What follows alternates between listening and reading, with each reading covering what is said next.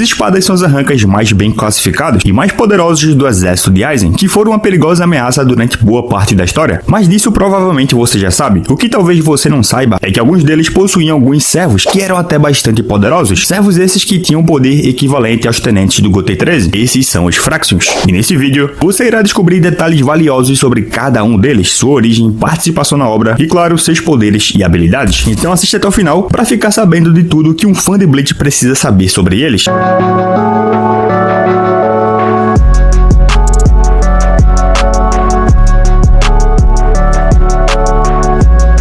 Galera, antes de ir fundo em cada personagem, é preciso saber o que são realmente os Fractions e como eles atingem esse posto. Bom, como eu falei anteriormente, eles basicamente são arrancas que servem a uma espada em específico, já que como prova do seu status, cada um dos 10 espadas tem o direito de selecionar subordinados entre os números para supervisionar diretamente. E basicamente, eles escolheram arrancas que já conheciam antes e tinham realmente uma história juntos, como o Grimmjow e a Haribel, ou mesmo o Baragon, que talvez tenha escolhido ex-membros do seu exército, porém não são todos os espadas que escolheram Fractions, como o Kyuubi, Yami e o Zomari. E caso você não lembre, os números são aqueles espadas numerados que estão fora do ranking dos espadas, que diferente do grupo de elite, eles não são numerados por sua força, mas sim por ordem de nascimento. Por exemplo, o Xiaolong Kufang é o arranca número 11, por ter sido o primeiro rolo a ser transformado em arranca pelo Hogyoku. E assim, quanto maior é o número de um arranca, mais jovens eles são. E bom, deixado tudo isso claro, agora sim vamos conhecer todos os Fractions dos espadas de Bleach.